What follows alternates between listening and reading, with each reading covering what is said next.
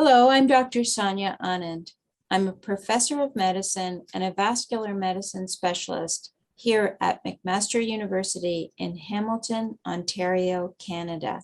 And I'm pleased to be here today to discuss dual pathway inhibition in patients with PAD. Let's take a look at the pathophysiology of atherothrombosis. Here you will see in this cartoon that there are multiple pathways involved in the generation of a blood clot within the arteries. In particular, new therapies such as factor Xa inhibitors are now effective in preventing thrombosis. These novel oral anticoagulants, or NOACs, selectively inhibit factor Xa or thrombin. Antiplatelet agents such as aspirin inhibit platelet activation more directly, and when used together at the right doses, NOACs and antiplatelets may result in a greater antithrombotic action than inhibiting either pathway alone. I'd like to describe briefly the COMPASS randomized trial. In this trial, dual pathway inhibition, which refers to the use of the NOAC rivaroxaban together with aspirin, was tested in patients with atherosclerotic cardiovascular disease, in particular coronary artery disease and/or peripheral artery disease. And in the COMPASS trial, the goal was to test the efficacy of 2 doses of rivaroxaban, rivaroxaban 2.5 milligrams twice daily, used together with aspirin, 100 milligrams a day, versus rivaroxaban 5 milligrams twice a day without aspirin, compared to the control group, which was aspirin 100 milligrams once a day. Patients were randomized in this double-blind, randomized control trial conducted in over 30 countries worldwide, 1:1:1 in this phase 3 study. To be eligible, patients had to have coronary artery disease or peripheral artery disease and not have contraindications to these medications, including recent severe bleeding. The primary outcome of the COMPASS trial was major adverse cardiovascular events, or MACE. The co-primary outcome for the peripheral artery disease patients was major adverse limb event, known as MALE. And today I will show you the impacts of dual pathway inhibition on both MACE and MALE outcomes. Here we see the results from the peripheral artery disease participants in the COMPASS trial. And you can see 3 lines indicating the 3 randomized treatment groups.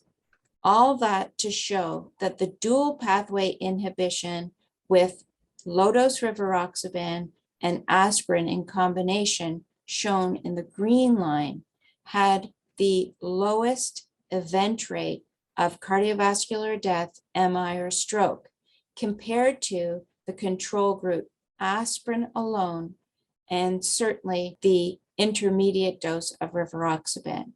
The relative risk reduction in favor of dual pathway inhibition compared to aspirin alone was 28%. When we looked at the peripheral artery disease outcomes, in particular MALE, made up of chronic and acute limb ischemia, including major vascular amputations, we also observed a substantial risk reduction. And this is really important information for patients with PAD, because never before have we had an antithrombotic agent that reduced MACE and MALE to this degree.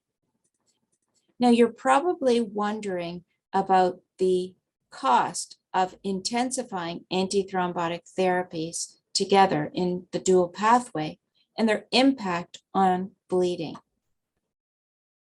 And here we show the impact of dual pathway inhibition on major bleeding and severe bleeding.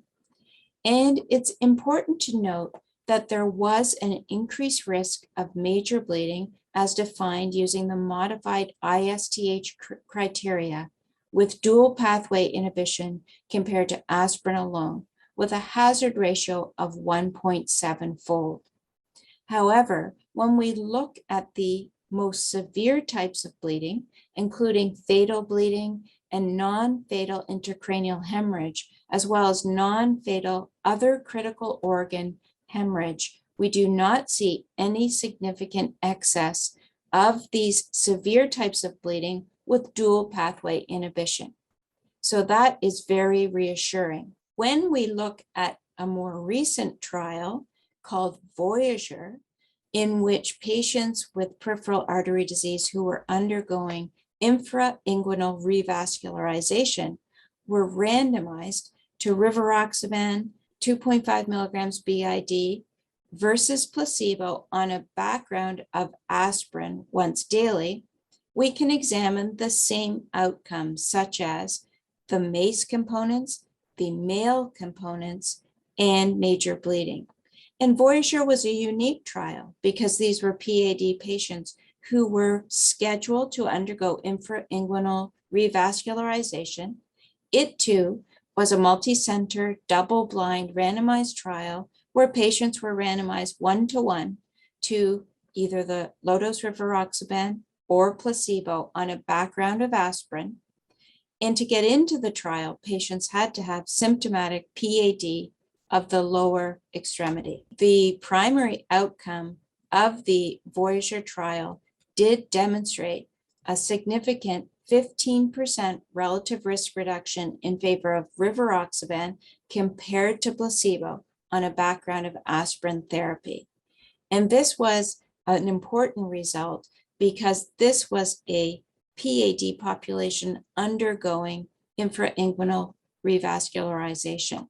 When we looked at the safety outcomes, so bleeding in the Voyager population, we observed something very similar to COMPASS, that there was a nominal excess of major bleedings in the dual pathway inhibition group compared to the aspirin-only group.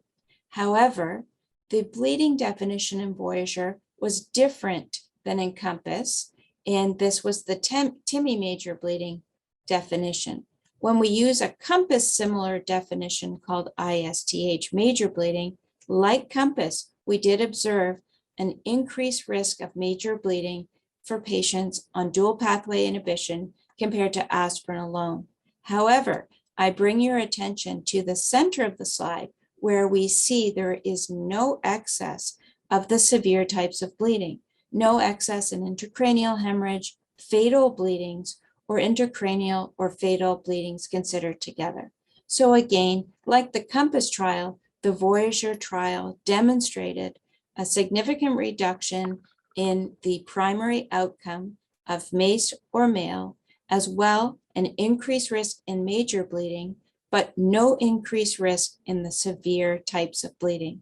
So in summary, what have we learned from the dual pathway inhibition clinical trials for patients with PAD and CAD? Well, we know now that low-dose rivaroxaban at 1/4 of the full dose of the medication, when used together with an antiplatelet agent such as aspirin, significantly lowers the incidence risk of MACE as well as male in patients with coronary and peripheral artery disease, as well as patients undergoing infrainguinal revascularization for symptomatic PAD. And although major bleeding is increased, no increase in severe bleedings was observed, and this means that dual pathway inhibition benefits outweigh the risks of bleeding. So who is dual pathway inhibition best suited for?